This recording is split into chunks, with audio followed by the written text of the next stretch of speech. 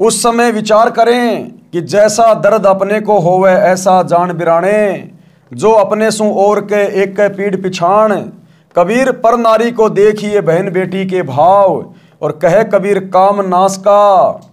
काम यानी सेक्स वासना के ऊपर कंट्रोल उसी समय होगा जब आप दूसरे की बहन बेटियों में अपनी बहन बेटियों को देखोगे।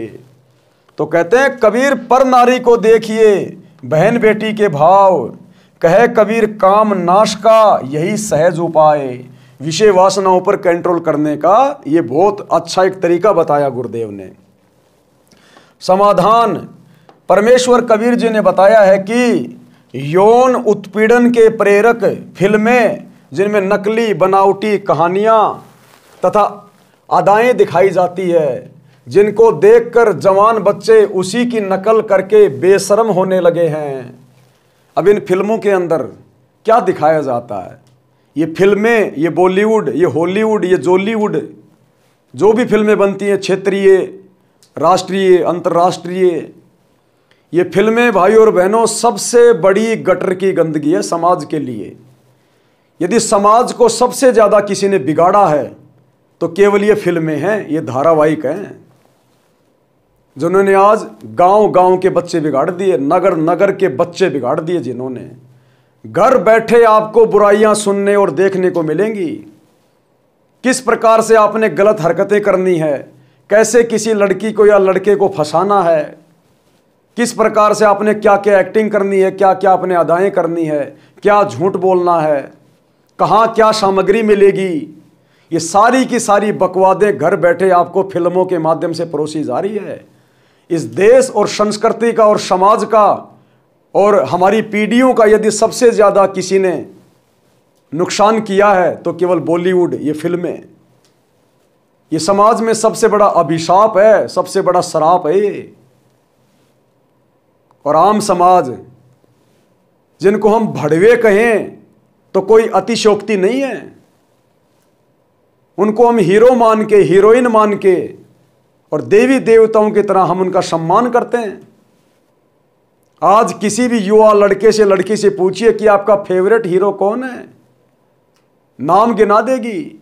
आपकी फेवरेट हीरोइन कौन है, तुरंत बोल देगा फला फला अभिनेत्री मेरी फेवरेट हीरोइन है। अरे जिस मां ने तेरे को 9 महीने पेट में रखा, पाला पोसा, हर प्रकार से तेरा ध्यान रखा, पैदा होने के बाद में जिस मां ने तेरे टट्टी पेशाब उठाए, तुझे खाना नहीं खाना आता था, अपने स्तनों से तुझे दूध पिलाया, खुद रातों को तेरे पेशाब की गंदगी में सोती थी, तुझे नया कपड़ा बिछाकर कि कहीं मेरे बच्चे के शरीर पे कोई गीलापन ना रह जाए, खुजली ना हो जाए, नया कपड़ा बिछाकर तुझे सुलाती थी।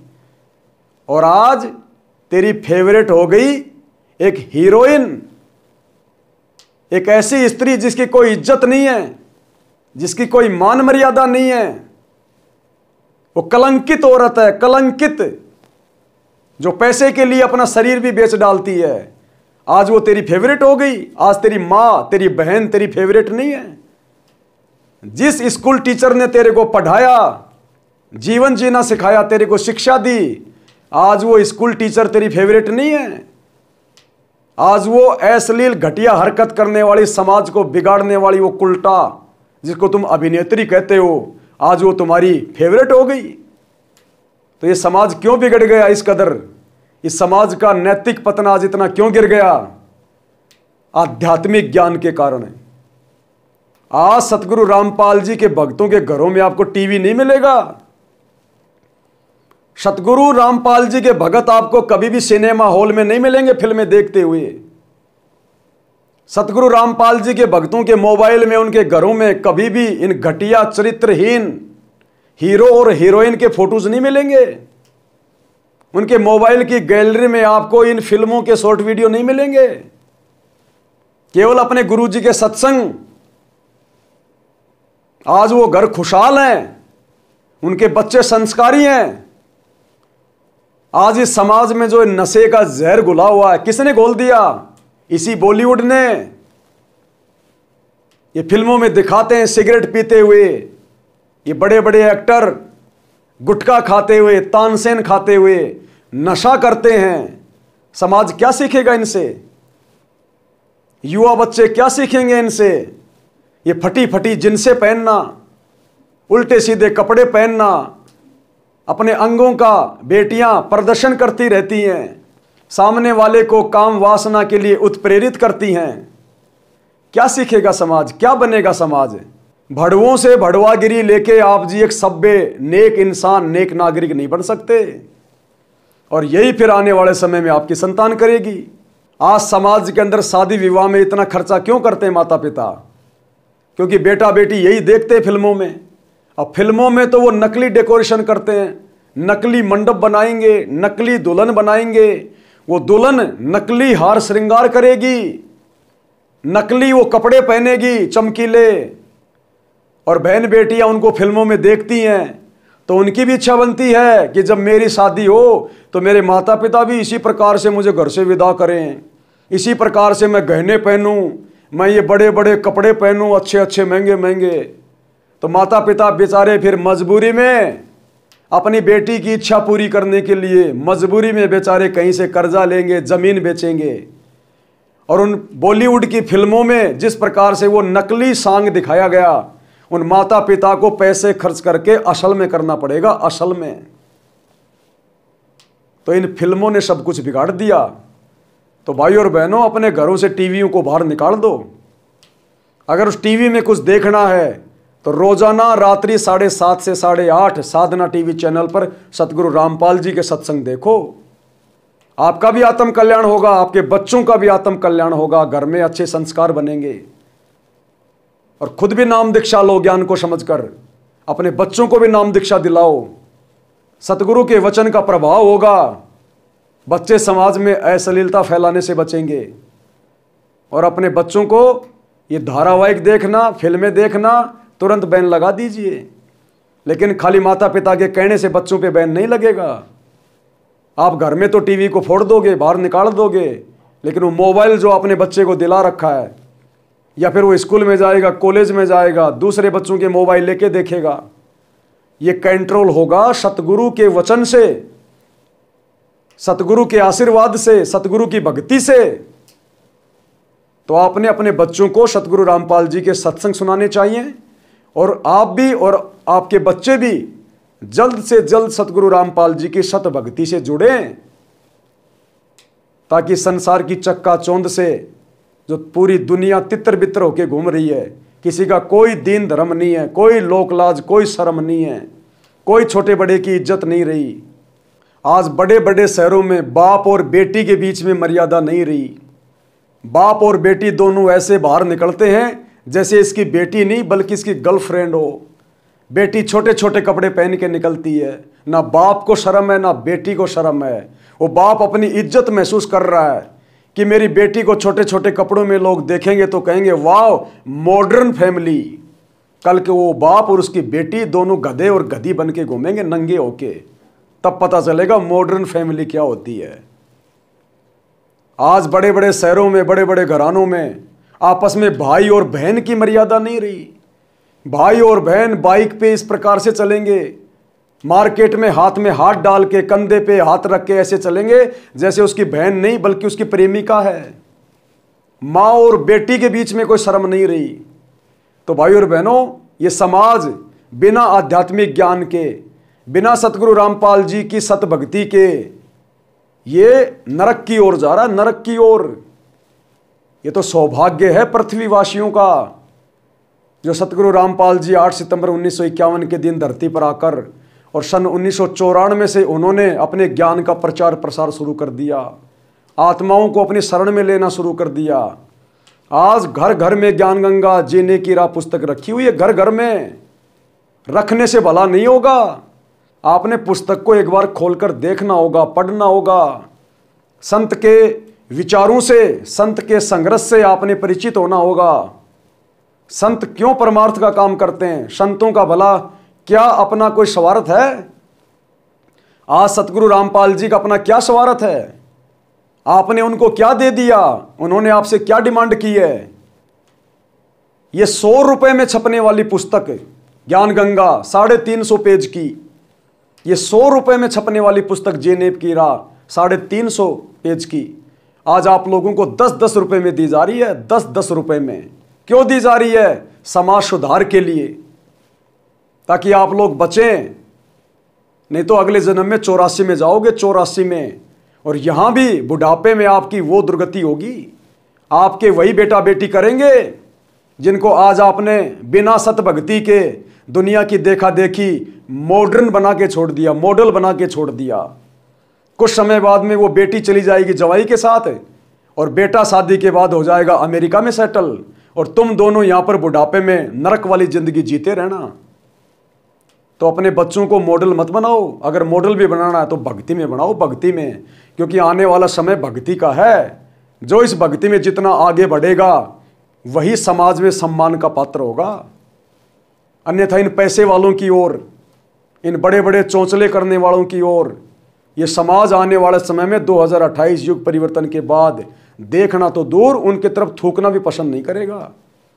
क्योंकि सबको अपने मनुष्य जीवन के प्रयोजन का ज्ञान हो जाएगा कि ये मनुष्य देह क्यों मिली है, बकवाद करने के लिए या भक्ति करके अपना आत्म कल्याण करवाने के लिए। तो अभी कुछ समय है युग परिवर्तन में, 2028 युग परिवर्तन है। जब जब युग परिवर्तन होता है, जब जब दो युगों की टक्कर होती है, महाविनाश होता है।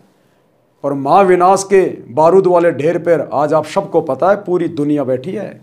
पूरी दुनिया 2 भागों में तीसरे विश्व युद्ध के लिए बढ़ चुकी है। कब ये चिंगारी भड़क जाएगी कोई भरोसा नहीं है। देखते रह जाओगे, कोई बचाने वाला नहीं होगा।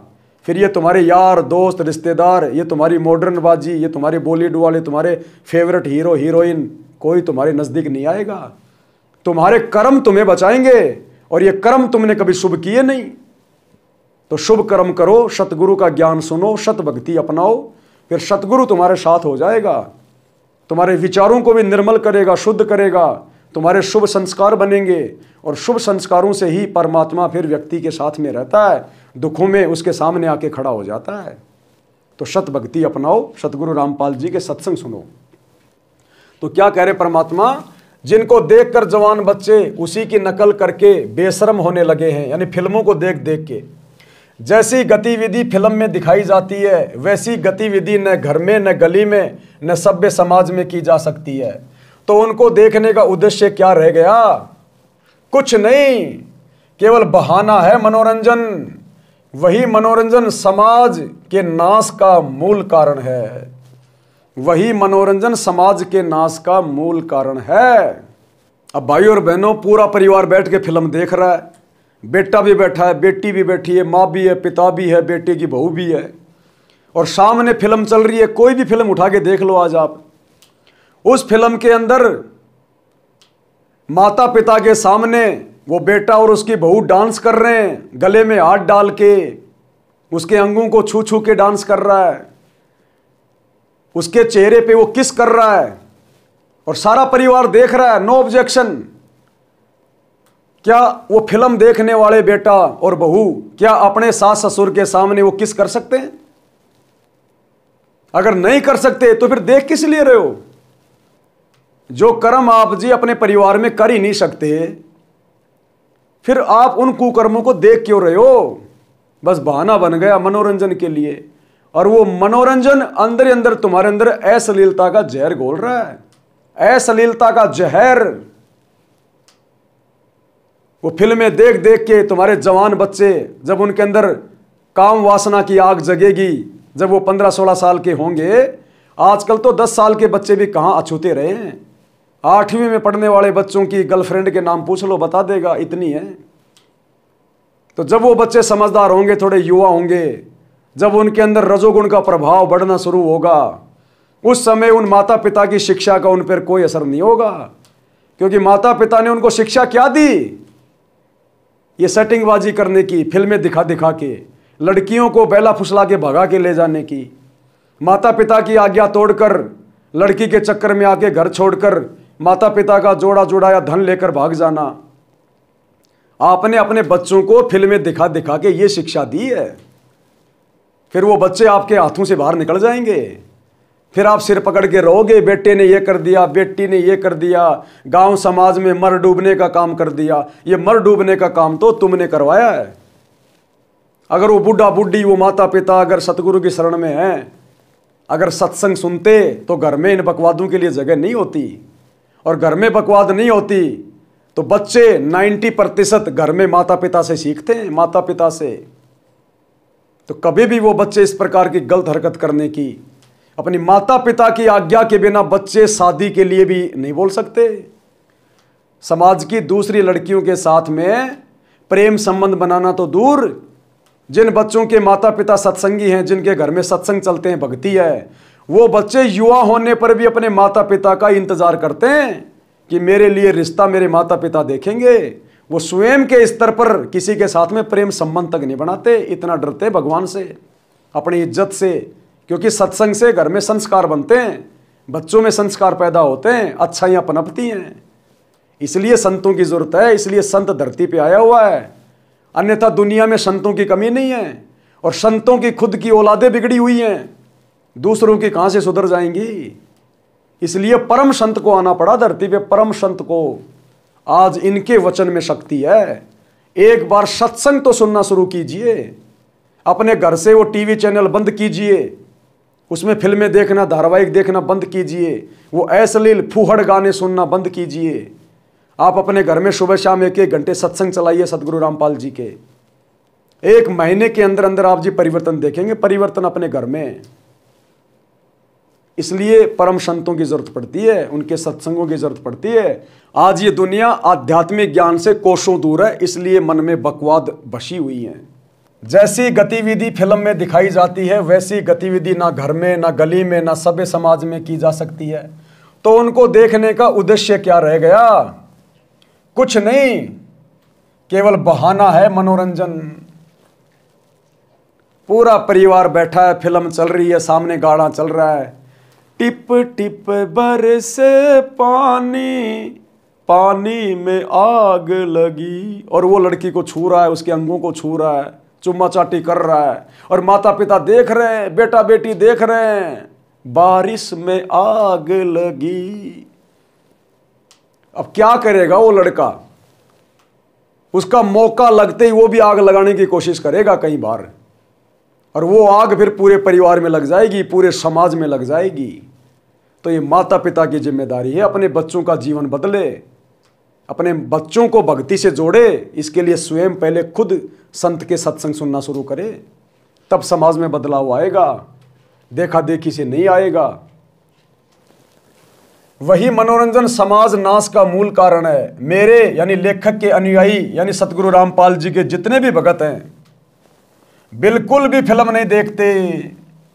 अश्लील रागनी, फिल्मी गाने, सांग तथा अश्लील चर्चा जो निकम्मे युवा करते हैं, उनकी संगत में अच्छे युवा भी प्रेरित होकर बकवाद करने लग जाते हैं। कबीर परमेश्वर जी ने कहा है कि कथा करो करतार की, सुनो कथा करतार, काम कथा सुनो नहीं, कहे कबीर विचार। परमात्मा कह रहे हैं केवल अपने गुरुजी के सत्संगों को ही टीवी में चलाना चाहिए, मोबाइल में चलाना चाहिए। जब भी समय मिले सत्संग सुनना शुरू कर देना चाहिए, अपने गुरुजी की कथाओं को सुनना चाहिए, उनकी पुस्तकों को पढ़ना चाहिए। कबीर कथा करो करतार की, सुनो कथा करतार। दूसरों से भी यदि कभी मिलो तो केवल अच्छी बातें, यदि कोई अश्लील बातें करता है, इधर उधर की बातें करता है, तुरंत वहां से उठ के चल देना चाहिए, अन्यथा आपका मन मलिन होगा, आपकी आत्मा में तरह तरह के कुविचार और तरह तरह की दोष दृष्टियां पैदा होनी शुरू हो जाएंगी। तो कहते हैं अपने गुरु के यानी करतार के सत्संग सुनने चाहिए। कबीर कथा करो करतार की, सुनो कथा करतार। कहे कबीर काम नाश का, क्या कह रहे हैं? काम कथा सुनो नहीं। काम कथा यानी अश्लील बातें, सेक्स की बातें, इधर उधर की बातें, गंदी बातें, जो आजकल के लड़के इकट्ठे हो जाते हैं 2-4, किसी भी दूर से आ रही लड़की को देखकर पता नहीं क्या क्या मन में धारणा बनाने लग जाएंगे, उस लड़की को लेकर क्या क्या बातें करने लग जाएंगे। अरे कितनी जवान हो गई, कितनी खूबसूरत है, अरे तू जरा ट्राई करना, तेरे चक्कर में आ जाएगी। आम समाज में जब 2-4 लड़के इकट्ठे होते हैं जिनको सत्संग प्राप्त नहीं है, उनके पास केवल यही बातें मिलेंगी। स्कूल में जाएंगे तो भी लड़कियों के विषय में चर्चा, आपस में मीठा बोल बोल के, इशारे कर करके, एक दूसरे को अपनी सहेली बना लेंगे। तो ये सब कुछ बिना ज्ञान के, बिना भक्ति के अब आगे चलकर वो क्या देश का निर्माण करेंगे, क्या वो सभ्य समाज में अपनी सहभागिता निभाएंगे जो खुद असभ्य रास्ते पे चल रहे हैं। तो परमात्मा कहते हैं कथा करो करतार की, सुनो कथा करतार, यानी सत्संग ही सुनने चाहिए। सत्संग सुनने से काम कथा सुनो नहीं, किसी के गंदे विचारों को नहीं सुनना चाहिए, कहे कबीर विचार। क्योंकि हमारा जो ये ब्रेन है, ये एक मेमोरी कार्ड है। इसमें आप जो चीज़ें डालोगे, जो आप सुनोगे, जो आप देखोगे, वही चीज़ें ये बाहर निकालेगा। अगर अच्छी बातें, सत्संग की बातें, महापुरुषों की कथाएं, ज्ञान की बातें सुनेंगे, सुनाएंगे, देखेंगे, तो ये शरीर वही बाहर निकालेगा, ये हमारा ब्रेन। और अगर उल्टी सीधी बातें सुनेंगे तो हमारे को रात को शौपन भी गंदे गंदे आएंगे, शौपन भी गंदे गंदे। मन इतना मलिन हो जाएगा, आत्मा इतनी गंदी हो जाती है हमारी, हम कभी अच्छा फिर सोच ही नहीं सकते। फिर जब भी हमें कोई लड़की दिखाई देगी तो उल्टे ही विचार आएंगे, उल्टे ही। और सत्संग में जाने से पता चलेगा कि सबकी बहन बेटी अपने जैसी होती है, सभी परमात्मा की आत्मा है। अगर हमने किसी भी बहन बेटी की तरफ गंदी नज़र से देखा तो अंतर्यामी सतगुरु नाराज हो जाएगा हमसे, और सतगुरु नाराज हो गया तो फिर हमारा जीवन नरक बन जाएगा, फिर हमारा बच क्या गया। तो कहते हैं कबीर कथा करो करतार की, सुनो कथा करतार, काम कथा यानी सेक्स कथा सुनो नहीं, कहे कबीर विचार। मोबाइल के अंदर पोर्न फिल्में देखना, गंदी फिल्में देखना, ये सेक्स कथा सुनना है, ये काम कथा को सुनने में आता है। तो परमात्मा कहते हैं युवा बच्चों ने थोड़ा सा विचार करना चाहिए, उनको थोड़ा सत्संग की तरफ भी ध्यान देना चाहिए। सत्संग से उनका जीवन परिवर्तित होगा। बाकी ये दुनिया विकास के नाम पे विनाश के किनारे बैठी है, विनाश के किनारे। भावार्थ, कबीर परमेश्वर जी ने समझाया है कि या तो परमात्मा की महिमा का गुणगान यानी कथा करो, या कहीं परमात्मा की चर्चा यानी कथा हो रही हो तो वह सुनो। अब ये कथाएं ये नहीं है जो आप जी टीवी चैनलों पर देखते हैं, सुबह सुबह 5 बजे लेके हारमोनियम बैठ जाते हैं साधु संत महात्मा। ये धीरेन्द्र शास्त्री, अनुरुद्धाचार्य, देवकीनंदन ठाकुर, प्रेमानंद जी, ये आचार्य शंकराचार्य, जया किशोरी, ये कथा करने के अधिकारी नहीं है। इनको तो पता भी नहीं है कथा होती क्या है। और जो कथाएं ये तुमको सुनाएंगे वो क्या सुनाएंगे, ये तुमको सुख सागर की कथा सुनाएंगे, देवी भागवत सुनाएंगे, ये आपको श्री कृष्ण जी की लीला सुनाएंगे। तो आपके अंदर तो और ज्यादा विषय वासना पैदा होगी। आप श्री कृष्ण जी की कथा सुनेंगे, कृष्ण लीला क्या सुनेंगे आप?